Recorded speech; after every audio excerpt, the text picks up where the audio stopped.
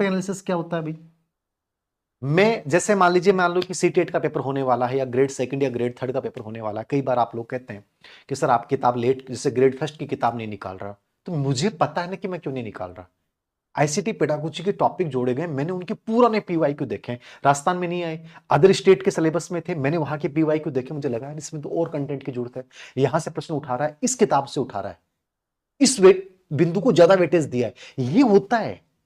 मुझे कोई किताब निकालनी है, आपको कोई किताब पढ़नी है, और आपको ये नहीं पता कि यार इस टॉपिक में सबसे क्वालिटी वाली चीज क्या है, कहां से प्रश्न बने हैं। तुम्हारे राइटर होने निर्थक है, तुम्हारा अभ्यर्थी होना गलत है। टॉपिक एनालिसिस आना चाहिए। जैसे मैं बता दूं कि भी सीटेट क्लियर करनी है, साइकोलॉजी पढ़नी है, मुझे पता है कि 10% तो केवल वाइगोत्स्की पे आएंगे, आपके जीन पियाजे पे आएंगे, जेरोम ब्रूनर पे आएंगे, आपका कंस्ट्रक्टिव अप्रोच, इन तीनों को ढंग से पढ़ लो, 8 या 9-10% तो यहीं से आ जाएंगे। ये एनालिसिस है, टॉपिक एनालिसिस कि यार मैं इनको तो ढंग से पढ़ के जाऊं, समझ गए? मोटिवेशनल इंटेलिजेंस को तो ढंग से पढ़ के जाऊं, सीडीपी में ये पार्ट बहुत इंपॉर्टेंट है, इसको ढंग से करके जाऊं, आरटी 2000, एनईपी 2020, समावेशी शिक्षा and inclusive education, Harvard gardener, ये तो बड़े इनको तो पढ़ के जाऊं। ये पूरा एनालिसिस है, मैंने अभी 2 मिनट बता दिया आपको। ये आपको पता होना चाहिए। आप यूं अंधे हो कि मतलब अंधेरे में तीर चला रहे हो, वो जमाना गया। ये हम कहानियां पढ़ते हैं, पृथ्वीराज चौहान ने अंधेरे में आंख बांध करके मार दिया, वो टाइम जा चुका भाई। अब चीजें आपको अभ्यास करनी पड़ेंगी। आपको पता होना चाहिए कि इस टॉपिक में 10 पेज है, 10 पेज में से मुश्किल से 1.5 पेज इतना गजब वाला पार्ट है जहां से प्रश्न लगातार आ रहे हैं। तो टॉपिक एनालिसिस करें कि सबसे अधिक प्रश्न कहां से आ रहे हैं, हाई वेटेज वाले टॉपिक कौन से हैं। 80% टाइम आपको यहां पे देना है जो हाई वेटेज टॉपिक है। ये आपको पता होना चाहिए। साइकोलॉजी मुझे पता है, हिस्ट्री में मैं बता दूंगा आपको। जैसे करंट में हम अमूमन अनुमान लगाते हैं कि यार स्पोर्ट्स वाला पार्ट सबसे हाई वेटेज वाला है, बाकी चीजें देखें नहीं देखें लेकिन वहां जरूर देखें। तो ये चीज आपको पता होनी चाहिए कि वो हाई वेटेज टॉपिक कौन सा है। टॉपिक एनालिसिस सबसे इंपॉर्टेंट है। आपको पूरा सिलेबस खोल के रख देना है कि यार ये पार्ट नॉर्मल देख लूंगा, काम चल जाएगा, लेकिन इस टॉपिक का ये पार्ट, ये बिंदु बेहद महत्वपूर्ण है। ये आना चाहिए।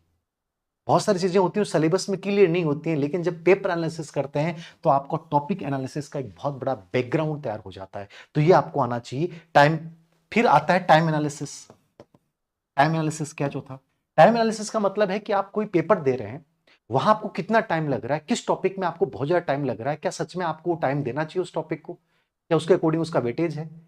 तो ये आपको टाइम एनालिसिस भी करना है कि पूरे डिवाइडेशन करके कि मैं यहां ज्यादा टाइम ले रहा हूं, इन प्रश्नों को समझ नहीं पाया, वो क्या है और क्या मुझे इस टाइम को आगे रिकवर करना है। मतलब आपकी एक्यूरेसी स्पीड और टाइम स्पीड, एक्यूरेसी स्पीड और टाइम स्पीड, इन दोनों में एक बहुत बड़ा बैलेंस होना चाहिए। और वो तभी होगा जब पेपर एनालिसिस करोगे और हर दूसरे तीसरे पेपर के बाद आप ये देखोगे कि यार कहां चीजें हो रही हैं। चौथी चीज जो है, पांचवी चीज है, वो है पैटर्न को समझिए।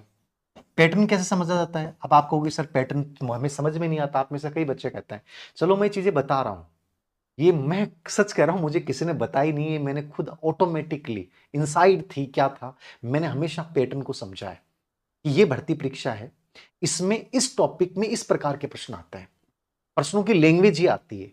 असंगत वाले प्रश्नों में अनुमान ये प्रश्न होता है, कथन कारण वाले प्रश्नों का आंसर लगभग ये होना चाहिए जब ऐसी लैंग्वेज आती है। ठीक है, इस पेपर में इतने कथन कारण वाले आते हैं, इतने मिलान वाले प्रश्न आते हैं, इतने असंगत वाले प्रश्न आते हैं, इतने कूट के चयन वाले प्रश्न आते हैं।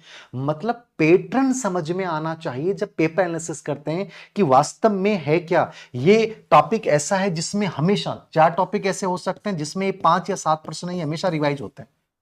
रिवाइज वाले टॉपिक कौन से हैं? ऐसे कौन से 10% हैं जिनमें हमेशा मतलब ऑप्शन में ट्रेप होता है, जो मतलब ऑप्शन में उलझाने का प्रयास करता है। वो ऐसे कौन से प्रश्न हैं, उनकी भाषा कैसे आती है? असंगत वाले कौन से प्रश्न आते हैं? कथन कांड वाले प्रश्नों में हमेशा अनुमान लगाने का तरीका क्या होता है? समझ रहे? बड़े प्रश्न जितने होते हैं उनमें आंसर सबसे आसान होता है। ये चीज पैटर्न कब समझ में आएगी? जब पेपर एनालिसिस करोगे लास्ट के कम से कम 3 साल के।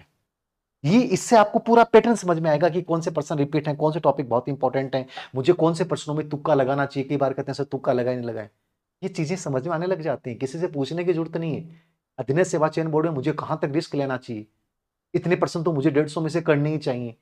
ये कब पता चलेगा? जब तुम पेपर देते हो और उसका सच में ये पैटर्न समझ के 4 चीजों का क्वेश्चन रिपीट कितने हो रहे हैं, ऑप्शन में ट्रेप कहां पे है, कितने किस टॉपिक से कितने ज्यादा क्वेश्चन आ रहे हैं, कैसे आ रही है भाषा उनकी, और कितने प्रश्नों में मुझे अनुमान लगाना चाहिए।